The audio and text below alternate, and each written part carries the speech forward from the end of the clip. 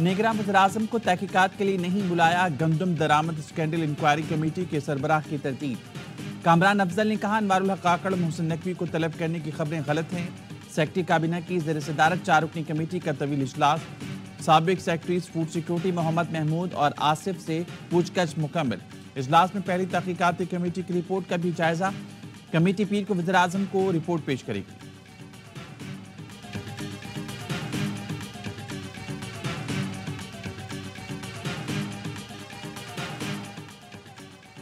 किसानों को उनकी मेहनत का मुआवजा बर वक्त पहुंचाएंगे।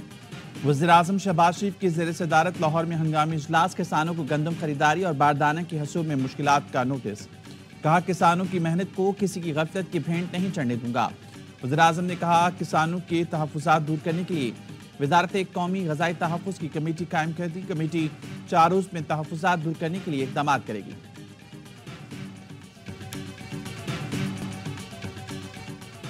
यही हालात रहे तो आइंदा गंदम काश्त नहीं करेंगे, किसानों ने धमकी दे दी। कहा गंदम खुले आसमान तले पड़ी है, हुकूमत खरीद नहीं रही, माफिया कम पैसों में मांग रहा है, किसान दरबदर हैं। चेयरमैन किसान इत्तेहाद खालिद हुसैन कहते हैं मिडिलमैन और फार्मर्स ने तो तबाही फेर दी है।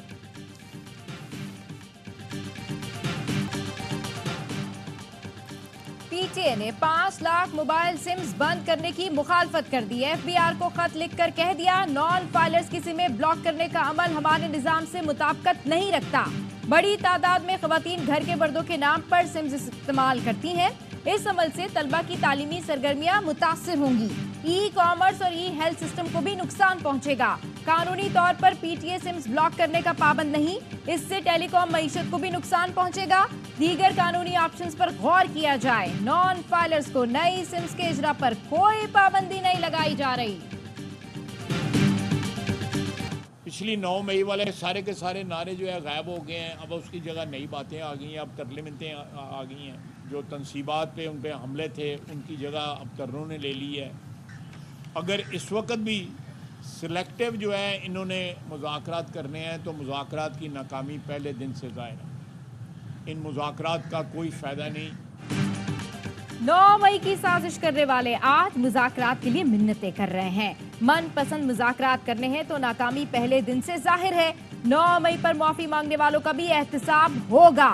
वजीर दिफा ख्वाजा आसिफ कहते हैं हम हमेशा से कहते रहे सियासत में मामलात बातचीत से हल होते हैं। पीटीआई कारकुन गिरफ्तार हुए तो उन्हें लावारिस छोड़ दिया गया।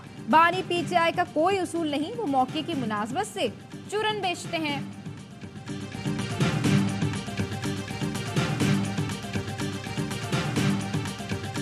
खासतौर पर आइन और जमहूरियत की बालादस्ती पर जो भी पेशकदमी करेगा उसमें ताउन का एक रिश्ता मौजूद रहेगा। इस वक्त जो है ना न मुल्क में कोई कानून है, न मुल्क में कोई आइन है और मुल्क बिल्कुल बिनाना रिपब्लिक बन गया है। एक ऐसा ऐलान बनाने की कोशिश शुरू की जो इक़्तिदार तक पहुंचने के लिए ना हो। तहरीक तहफ़्फ़ुज़ आइन की जमात इस्लामी को साथ चलने की दावत। अपोजिशन इत्तेहाद के रहनुमाओं की मंसूरा में अमीर जमात इस्लामी से मुलाकात। हाफिज नईमुर रहमान ने कहा आइन और जमहूरियत की बालादस्ती के लिए हर इत्तेहाद का साथ देंगे। महमूद खान अचकज़ई ने कहा कि मुल्क में आइन की बालादस्ती के लिए तहरीक चला रहे हैं। ऐसा अलायंस बनाने की कोशिश की जो इक़्तिदार के लिए ना हो। असद कैसर ने कहा मुल्क जिस तरफ जा रहा है यकीन है जमात इस्लामी किरदार अदा करेगी। हमारी तहरीक किसी को इक़्तिदार में लाने के लिए नहीं, आइन की बालादस्ती के लिए है। हुकूमत मुखालिफ इत्तेहाद में शमूलियत पर JUI को तहफ़्फ़ुज़ात। ज़राए का कहना है अली अमीन गंडापुर के बयान पर JUI ने नाराज़गी का इजहार किया। मौलाना फजल रहमान की फिलहाल PTI से राब्ता न करने की हिदायत।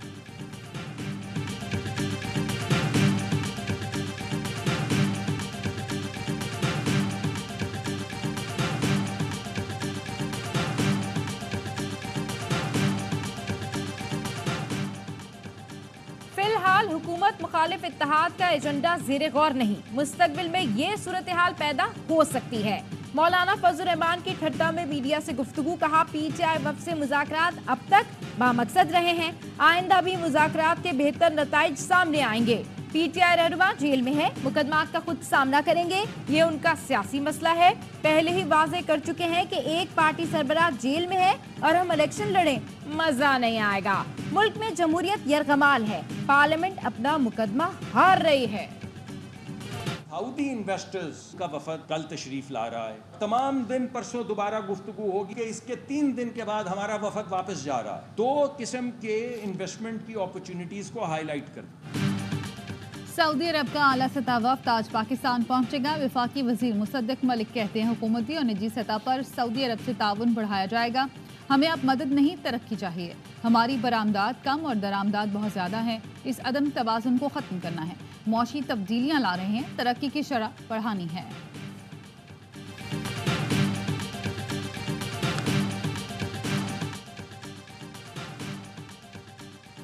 टैक्स वसूली का निज़ाम आउटसोर्स करने पर मजबूर ना करें। वज़ीर-ए-आज़म शहबाज शरीफ ने एफपीआर को खबरदार कर दिया।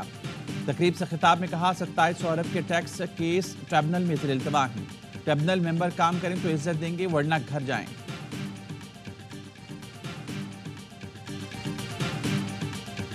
मैं फैसल करीम कुंडी सिर्फ दिल से हल्फ उठाता हूँ सद के दिल से हल्फ उठाता हूँ कि मैं खुलूस नीयत से पाकिस्तान का हामी और वफादार रहूँगा। कि मैं खुलूस नीयत से पाकिस्तान का हामी और वफादार रहूँगा। फैसल करीम कुंडी गवर्नर खैबर पख्तूनख्वा बन गए। गवर्नर हाउस केपी में chief justice Peshawar high court ने हलफ लिया।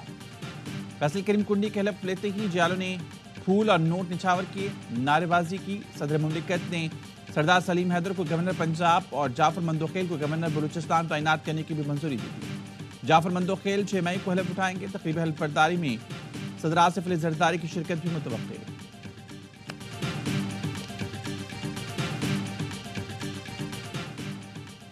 इस्लामाबाद हाई कोर्ट का ऑडियो लीक्स केस में डीजीआईबी, डीजीएफआईए और चेयरमैन पीटीए को तौहीन अदालत का नोटिस।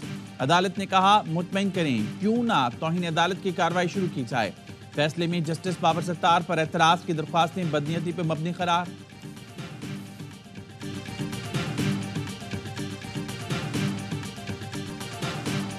सादिक खान तीसरी बार में लंदन मुंतखब सिटी हॉल में कामयाबी का बाज़ाब्ता ऐलान।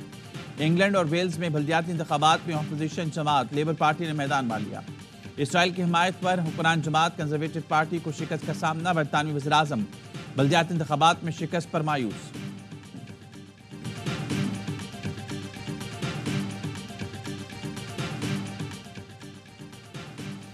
Sultan Azlan Shah hockey tournament में पाकिस्तान की शानदार शुरुआत। पाकिस्तान ने अपने पहले मैच में मेजबान मलेशिया को 4 के मुकाबले में 5 गोल से शिकस्त दी।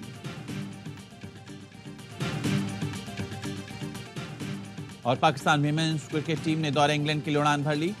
टीम कप्तान निदा डार की क़यादत में जिन्ना इंटरनेशनल एयरपोर्ट से रवाना हुई। पाकिस्तान विमेंस टीम दौरे इंग्लैंड में 3 T20 और 3 वनडे मैचेस की सीरीज खेलेगी। पाकिस्तान इंग्लैंड सीरीज 11 मई से 29 मई तक खेली जाएगी।